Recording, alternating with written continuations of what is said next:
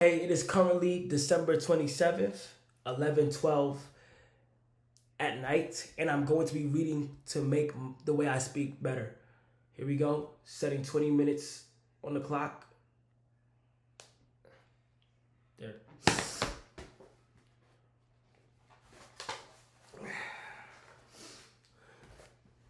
It physically warmed me up to play. More importantly, it put me in a right mental state. I began to associate my pre-game ritual with feeling competitive and focused. Even if it wasn't motivated beforehand, by the time I was done with my ritual, I was in game mode.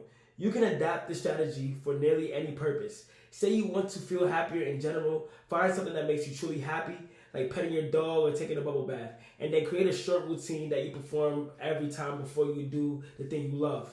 Maybe you take 3 deep breaths and smile. 3 deep breaths, smile, pet the dog, repeat.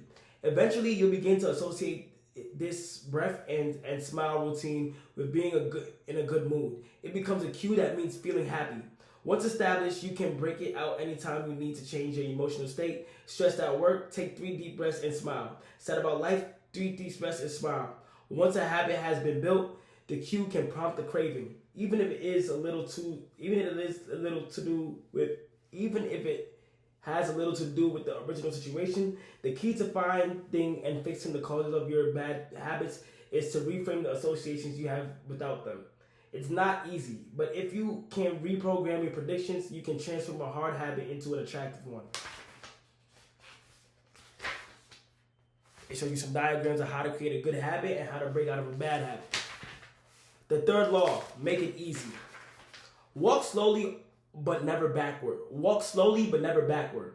On the first day of class, Jerry Yeltsin, a professor at the University of Florida, divided his film photography students into 2 groups. Everyone on the left side of the classroom, he explained, would be in the quantity group. They would be graded solely on the amount of work they produced. On the final day of the class, he would tally the number of photos submitted by each student. 100 photos would rate an A, 90 photos would rate a B, and 80 photos would rate a C, and so on. Meanwhile, everyone on the bright side of the room would be in the quality group. They would be graded on the excellence of their work. They would be graded on the excellence of their work. They would only need to produce the photo during the semester, but to get an A, it had to be nearly a perfect image. At the end of the term, he was surprised to find that all the best photos were produced by the quantity group. During the semester, these students were busy taking photos, experimenting with composition and lighting, testing out various methods in the dark room, and learning from their mistakes. In the process of creating hundreds of photos, they honed their skills. Meanwhile, the quality group sat around speculating about perfection. In the end, they had little to show for their efforts other than unverified theories and one mediocre photo. It is easy to get bogged down trying to find the optimal plan for change, the fastest way to lose weight, the best program to build muscle, the perfect idea for a side hustle. We are so focused on figuring out the best approach that we never get around to taking action. As as Va, Va, as Voltaire once wrote, the best is the enemy of the good. I refer to this as the difference between being in motion and taking action. The two ideas sound similar, but they're not the same. When you're in motion, you're planning, the strategizing, and learning. These are all good things, and they don't produce a result. Action, on the other hand, is the type of behavior that will deliver the outcome. If I outline 20 ideas for articles I want to write, that's motion. If I actually sit down and write an article, that's action. If I search for a better diet plan and read a few books on the topic, that's motion. If I actually eat a healthy meal, that's action. Sometimes motion is useful, but it will never produce an outcome by itself. It doesn't matter how many times you go talk to the personal trainer, the motion will never get you in shape. Only the action of working out will get the result you're looking to achieve. If motion doesn't lead to results, why do we do it? Sometimes we do it because we actually need to plan or learn more. But more often than not, we do it because motion allows us to feel like we're making progress without wanting the risk of failure. Most of us are experts at avoiding criticism. It doesn't feel good to fail or to be judged publicly, so we tend to avoid situations where that might happen. And that's the biggest reason why you slip into motion rather than taking action. You want to delay failure. It's easy to be motion and convince yourself you're still making progress. You think I've got conversations going with 4 potential clients right now. This is good. We're moving in the right direction. Or I brainstorm some ideas for the book I want to write. This is coming together. Motion makes you feel like you're getting things done, but really you're just preparing to get something done. When preparation becomes a form of procrastination to get something done. Oh no, when preparation becomes a form of procrastination, you need to change something. You don't want to merely be planning, you want to be practicing. If you want to master a habit, the key is to start with repetition, not perfection. You don't need to map out every feature of a new habit. You just need to practice it. This is the first takeaway of the third law. You just need to get your reps in. How long does it actually take to form a new habit? Habit formation is the process by which behavior becomes progressively more automatic through repetition. The more you repeat an activity, the more the structure of your brain changes to become efficient.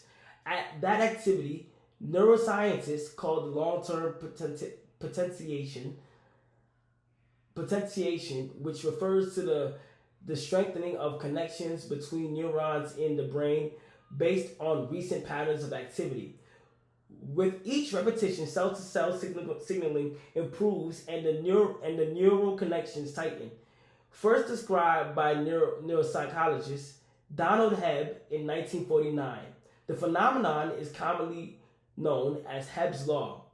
Neurons that fire together wire together. Repeating a habit leads to clear physical changes in the brain. In musicians, the cerebellum, critical for physical movement, like plucking a guitar string or pulling a violin bow, is larger than it is in non-musicians. Mathematicians, meanwhile, have increased gray matter in the inferior particle lobule, which plays a key role in computation and calculation. Its size is directly correlated with the amount of time spent in the field. The older and more experienced the mathematician, the greater the increase in gray matter. When scientists analyzed the brains of taxi drivers in London, they found that the hippocampus, a region of the brain involved spatial memory, was significantly larger in their subjects than in non-taxi drivers. Even more fascinating, the hippocampus decreased in size when driver retired. Like the muscles of the body responding to regular weight training, particular regions of the brain adapt as they are used and atrophy as they are atrophy as they are abandoned. Of course, the importance of repetition in established habits was recognized long before neuroscientists began poking around. In 1860, the English philosopher George H. Lewis noted, in learning to speak a new language, to play on a musical instrument, or to perform unaccustomed movements, great difficulty is felt because the channels through which each sensation has to pass have not become established. Through which each sensation has to pass have not become established. But no sooner has frequent repetition cut a pathway than this difficulty vanishes. The actions become so automatic that they can be performed while the mind is otherwise engaged. Both common sense and scientific evidence agree. Repetition is a form of change. Each time you repeat an action, you are activating a particular neural circuit associated with that habit. This means that simply putting in your reps is one of the most critical steps you can take to encoding a new habit. It is why the students who took tons of photos improved their skills, while those who merely theorized about perfect photos did not. One group engaged in active practice, the other is passive learning, one in action, the other in motion. All habits allow a similar trajectory from effortful practice to automatic behavior, a process known as automaticity. Automaticity is the ability to perform behavior without thinking about each step, which occurs when the non-conscious mind takes over. It looks something like this. On the following page, you'll see what it looks like when researchers track the level of automaticity for an actual habit like walking for 10 minutes each day. The shape of these charts, which scientists call learning curves, reveals an important truth about behavior change. Habits form based on frequency, not time. One of the most common questions I hear is, how long does it take to build a new habit? But what people really should be asking is, how many times does it take to form a new habit? That is, how many repetitions are required to make habit automatic? There is nothing magical about time passing with regard to habit formation. It doesn't matter if it's been 21 days or 30 days or 300 days. What matters is the rate at which you perform the behavior. You could do something twice in 30 days or 200 times. It's the frequency that makes the difference. Your current habits have been internalized over the course of hundreds, if not thousands of repetitions. New habits require the same level of frequency you need to string together enough successful attempts until the behavior is firmly embedded in your mind and you cross the habit line. In practice, it doesn't really matter how long it takes for a habit to become automatic. What matters is that you take the actions you need to make progress. Whether an action is fully automatic is of less importance. To build a habit, you need to practice it. And the most effective way to make practice happen is to adhere to the third law of behavior, change. Make it easy. The chapters that follow will show you how to do exactly that. The law of least effort.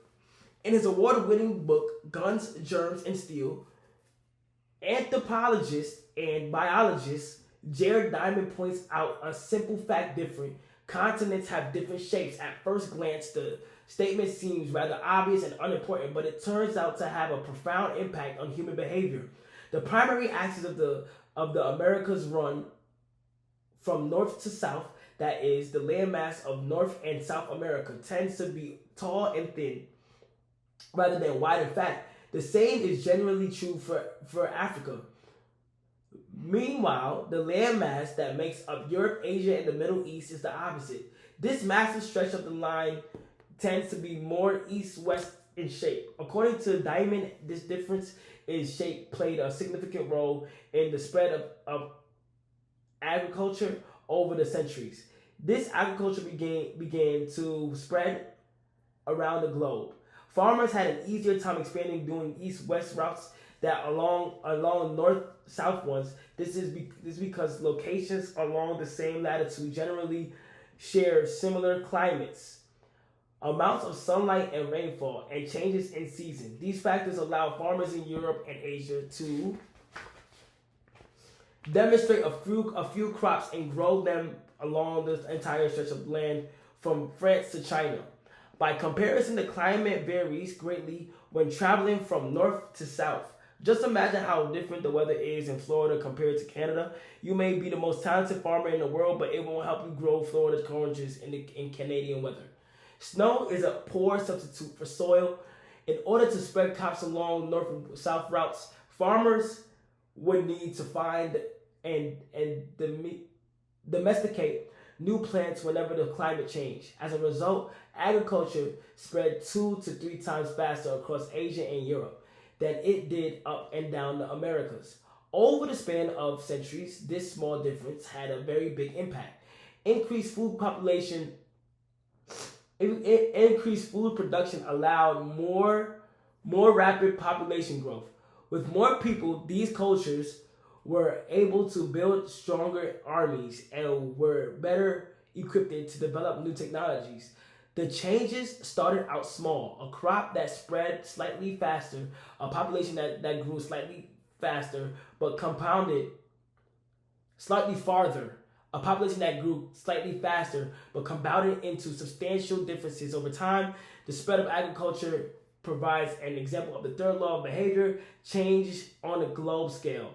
Conventional wisdom holds that motivation is the key to habit change. Maybe if you really wanted it, you'd actually do it. But the truth is, our real motivation is to be lazy and to do what is convenient.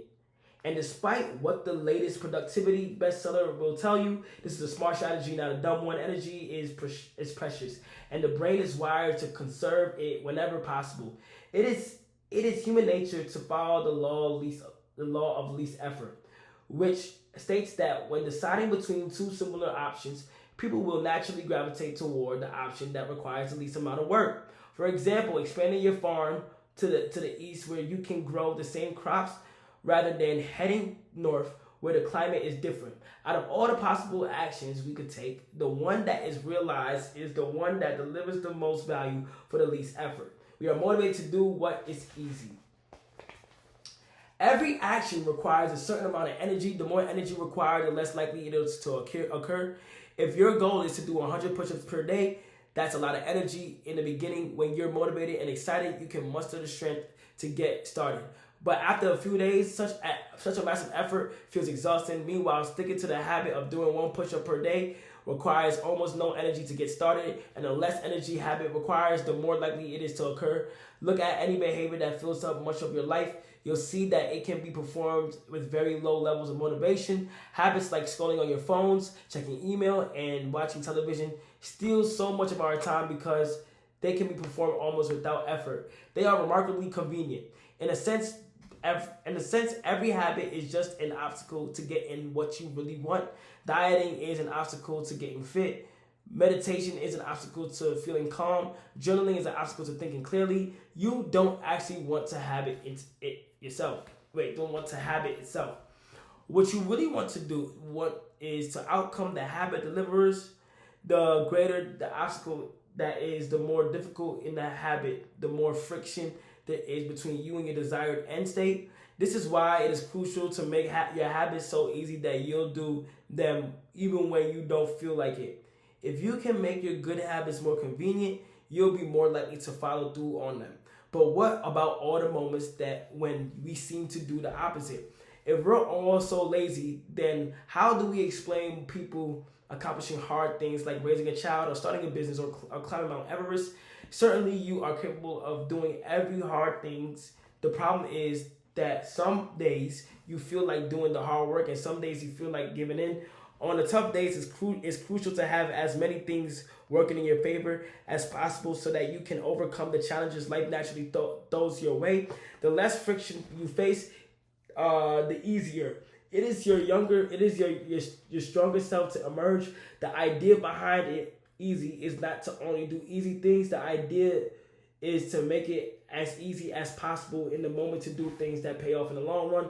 How to achieve more with less effort. Imagine you are holding a garden hose that is bent in the middle. Some water can flow through, but not very much. If you want to increase the rate at which water passes through the hose, you have two options. The first option is to crank up the valve and force more water out. The second option is to simply remove the band in the hose and let water flow through naturally. Trying to pump up your motivation to stick with a hard habit is like trying to force water through a bent hose. You can do it, but it requires a lot of effort and increases your tension in your life. Meanwhile, making your habit simple and easy, like removing the bend in the hose rather than trying to overcome the friction in your life, you reduce it. One of the most effective ways to reduce the friction associated with your habits to practice environment design. In chapter 6, we discuss environment design as a method for making cues more obvious. But you can also optimize your environment to make actions easier. For example, when deciding where to practice a new habit, it is best to choose a place that is already along the path of your daily routine. Habits are easier to build when they fit into the flow of your life. You are more likely to go to the gym if it is on your way to work because stopping doesn't add much friction to your lifestyle. By comparison, if the gym is off the path of your normal commute, even by just a few blocks, now you're going out of your way to get there.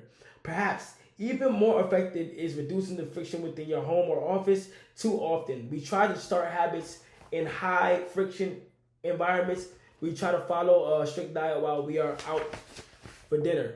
We try to write a book in chaotic household. We try to concentrate while using a smartphone filled with their distractions. It doesn't have to be this way. We can remove the points of friction that hold us back. This is precisely what electronics manufacturers in Japan began to do in the 1970s. In an article published in the New Yorker titled Better All the Time, James Tsuruyaki writes, I'm leave it right there.